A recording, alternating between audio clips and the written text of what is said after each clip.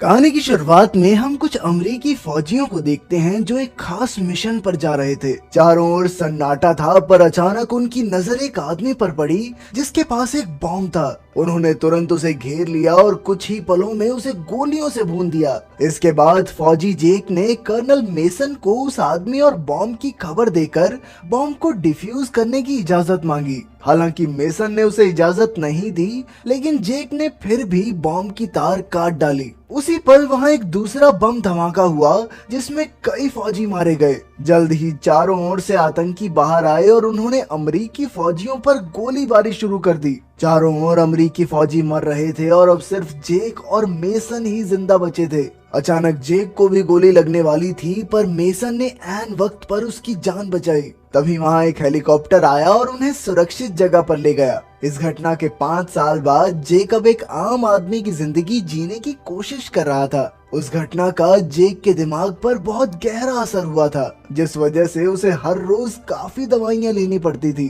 अब वो अर्ल नाम के एक आदमी की दुकान में काम करता था और शाम को अपने परिवार के साथ समय बिताता। वो अपने बेटे सैम से बहुत प्यार करता था। अगले दिन जब वो काम पर गया तो उसने देखा कि कुछ मुश्तंडे अर्ल से पैसे वसूलने आए थे। जब जेक ने उन्हें चुपचाप बाहर निकल जाने को कहा तो उनके लीडर फ्रेश ने अपने गुंडों के साथ उस पर हमला कर दिया। लेकिन जेक कोई नौसिखिया थोड़ी था, उसने बड़ी आसानी से उन सबको धूल चटा दी। आखिरकार फ्रेश बदला लेने की धमकी देकर वहां से चला गया। इसके बाद जेक को अपने परिवार की चिंता हुई तो उसने ग्रेस को फोन करके सब कुछ बताया, पर ग्रेस कहने लगी कि उसे खुद लड़ने की बजाय पुलिस को फोन करना चाहिए था।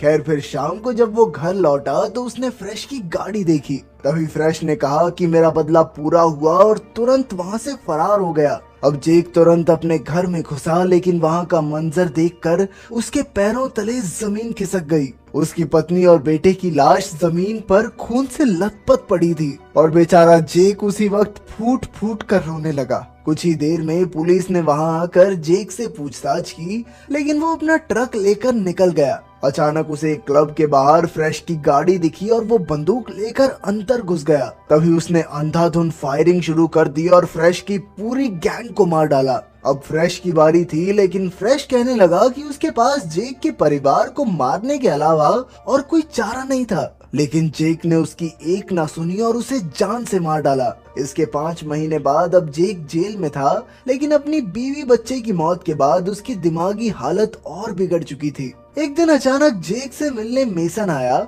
और उसने कहा कि वो जेक को जेल से रिहा करवाने आया है। लेकिन जेक कहने लगा कि वो अपनी सजा काटने को तैयार है, लेकिन उसे अपने किए पर कोई पछतावा नहीं। फिर कुछ दिन बाद रैमजे नाम का एक आदमी जेक से मिलने आया। उसने कहा कि वो एक खास फोर्स का लीडर है, लेकिन जेक को उसकी बातों में कोई दिलचस्पी नहीं थी, इसीलिए वो उठकर वहां से चला गया। फिर शाम को वो अपने परिवार को याद कर रहा था कि अचानक कुछ नकाबपोश लोग उसके सेल में घुस आए और उसे बेहोश करके अगवा कर लिया। बाद में जब उसकी आंख खुली तो उसने देखा कि ये काम रैमजे के आदमियों का ही था। रैमजे ने कहा कि वो काफी समय से जेक पर नजर रखे हुए थे और वो चाहता था कि जेक उसकी फोर्स सेक्शन 8 के लिए काम करे। जेक को उसकी बातों में कुछ खास इंटरेस्ट नहीं था, लेकिन फिर रैमजे ने कहा कि तेरा बेटा तुझे एक हीरो की तरह देखना चाहेगा, एक कैदी की तरह नहीं। उसकी ये बात सुनकर जेक उसके साथ काम करने को राजी हो गया।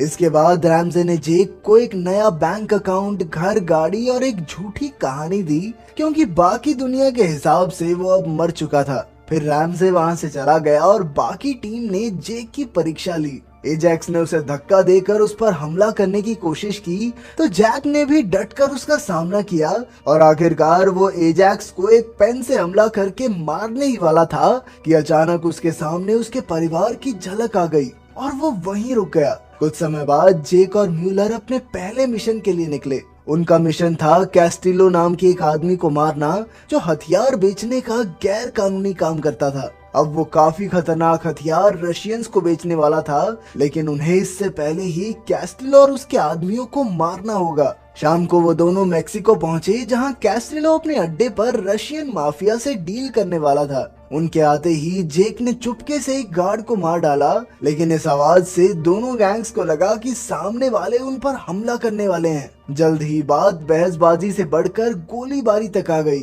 अचानक वहाँ एक गाड़ी में धमाका हुआ और दोनों गैंग्स के लगभग सारे गुंडे मारे गए। आखिरकार जेक ने बाहर आकर देखा कि गाड़ी में दो लड़कियां डरकर छिपी हुई थी, लेकिन जेक ने उनकी जान बख्श दी और हथियारों के कागज लेकर लौट आया। लेकिन बाद में रैमजे ने दो लड़कियों को जिंदा छोड़ने के लिए उस पर बहुत गुस्सा किया। लेकिन फिर जेक कहने लगा कि उसे इंसानों की जान की कोई परवाह नहीं है क्या। इसके बाद रैमजे ने लॉक नाम के एक आदमी को फोन किया और फिर अगले दिन लॉक ने एक होटल में जाकर कई लोगों को मार डाला और आखिरकार अपने शिकार के कमरे तक पहुंच गया। वो आदमी जानता था कि रैमजे ने ही लॉक को भेजा है, इसीलिए उसने लॉक को बहुत सारे पैसे देने का लालच दिया। लेकिन लॉक नहीं माना और उसने बड़ी बेरहमी से उसे मार डाला। दूसरी ओर जेक शाम को म्यूलर के साथ एक बार में गया और उससे रैमजे के बारे में जानकारी हासिल करने की कोशिश की, लेकिन वो भी रैमजे की असलियत के बारे में कुछ नहीं जानती थी। बाद में रैमजे ने उन्हें एक नए मिशन पर भेजा, जहां उन्हें कुछ खास जानकारी हासिल करके ग्राहम नाम के एक मंत्री को मारना था, क्योंकि उसने देश से गद्दारी की थी। उसके पास Z+ सिक्योरिटी थी, इसीलिए उन्हें बड़ी सावधानी से काम को अंजाम देना होगा। कुछ ही घंटों में वो सब ग्राहम के प्रोग्राम में भेस बदल कर पहुंच गए। म्यूलर ने छिपकर काफी गार्ड्स को मार डाला, लेकिन जल्द ही सिक्योरिटी को इसकी खबर लग गई और वो ग्राहम को एक वैन में ले गए। उधर म्यूलर ने ग्राहम के कंप्यूटर से खुफिया जानकारी हासिल की और इधर जेक ग्राहम के पीछे भागा, लेकिन वो वैन बहुत तेजी से निकल गई। वो किसी तरह शॉर्टकट लेकर पहाड़ी से छलांग लगाकर उनका रास्ता रोकने ऐन वक्त पर पहुंच गया। तभी एक गार्ड ने उस पर हमला किया, लेकिन जेक ने उसे मार डाला। अब वो ग्राहम का काम तमाम करने ही वाला था कि अचानक ग्राहम ने अपनी जान की भीख मांगते हुए कहा कि मेरे मरने के बाद मेरे परिवार का क्या होगा। ये सुनकर जेक को अपने परिवार की याद आ गई और उसने भावुक होकर ग्राहम की जान बख्श दी। लेकिन जल्द ही रैमजे की टीम वहां आ गई और एजैक्स ने ग्राहम को मारकर मिशन पूरा किया। रात के समय जेक को बहुत पछतावा हुआ और वो अपने बेटे की तस्वीर देखकर रोने लगा, पर अचानक उसे एहसास हुआ कि कुछ नकाबपोश लोग उसके घर के बाहर हैं, इसीलिए वो तुरंत छिप गया। उन लोगों ने जेक को पूरे घर में ढूंढा, लेकिन तब तक वो पीछे के दरवाजे से निकल चुका था। फिर अगले दिन जेक मेसन से मिलने गया और उसे पूरी कहानी बताई। मेसन ने कहा कि असली सेक्शन 8 तो कई साल पहले ही बंद हो गई थी और अब तो इसमें नौकरी से निकाले गए फौजी, CIA और FBI एजेंट्स काम करते हैं। ये लोग चारों ओर फैले हुए थे और अब जेक ने उनका काम पूरा न करके उनसे दुश्मनी मोल ले ली थी। बाद में जेक अपने शहर लौट आया और रैमजे ने उसे समझौते के लिए फोन किया, लेकिन जेक ने दोबारा उसके लिए काम करने से साफ इनकार कर दिया। इसके बाद रैमजे ने गुस्से में लॉक को फोन करके उसे जेक को मारने का मिशन दे दिया। खैर बाद में जेक की मुलाकात अपने बेटे के एक दोस्त से हुई और उसने बताया कि जेक की पत्नी और बेटे को मारने से पहले फ्रेश काले सूट पहने हुए कुछ एजेंट्स जैसे लोगों से मिला था। पर तभी अचानक लॉक ने वहां आकर उस पर गोली चला दी और जेक बच्चे को दुकान में धक्का देकर वहां से भाग निकला। रास्ते में लॉक ने कई आम लोगों और पुलिस वालों को भी मार डाला और आखिरकार पुलिस की गाड़ी चुराकर जेक का पीछा करने लगा, लेकिन जेक किसी तरह बचकर निकल ही गया। असल में वो अर्ल के यहाँ छिपा हुआ था, पर रैमजे की टीम को न जाने कैसे उसका पता लग गया। एलाइस जेक को गोली मारने ही वाला था कि अर्ल ने ऐन वक्त पर उसे मार डाला। इधर ब्रूनर जेक पर कूद पड़ा और पीछे से एजैक्स ने उस पर गोली चला दी। अब ब्रूनर एजैक्स पर चिल्लाने लगा और इसी मौके का फायदा उठाकर जेक ने पेंचकस से हमला करके उसकी जान ले ली। तभी एजैक्स अंधाधुंध फायरिंग करने लगा, लेकिन जेक ने ब्रूनर की लाश को ढाल बनाकर गोलियों से अपना बचाव किया। जल्द ही उनकी गोलियां खत्म हो गई और दोनों हाथापाई पर उतर आए। दोनों में जबरदस्त लड़ाई हुई और आखिरकार एजैक्स जेक को मारने ही वाला था, लेकिन पीछे से म्यूलर ने एजैक्स को ही मारकर जेक की जान बचाई। इसके बाद वो दोनों अर्ल की गाड़ी में भाग निकले और म्यूलर ने कहा कि उसने जेक की जान सिर्फ इसीलिए बचाई है क्योंकि वो भी सेक्शन 8 छोड़ना चाहती है। आखिरकार वो दोनों मोंटाना के जंगलों में रैमजे की खोज करने लगे, लेकिन तभी अचानक किसी ने पीछे से हमला करके जेक को बेहोश कर दिया। बाद में जब उसकी आंख खुली तो वो रैमजे के अड्डे पर एक कुर्सी से बंधा हुआ था। असल में म्यूलर ने रैमजे के साथ मिलकर जेक को फंसाया था। तभी रैमजे ने एक और आदमी को अंदर बुलाया, लेकिन ये कोई और नहीं बल्कि मेसन था। जब जेक को पता चला कि मेसन भी रैमजे के लिए ही काम करता है तो उसके होश उड़ गए। सच तो ये था कि रैमजे ने ही फ्रेश को पैसे देकर जेक के परिवार का खून करवाया था। आखिरकार रैमजे ने मेसन और म्यूलर को उनके काम के पैसे दिए और फिर उनसे कहा कि उन्हें जेक को मार डालना चाहिए, क्योंकि अब उसे साथ रखना खतरे से खाली नहीं।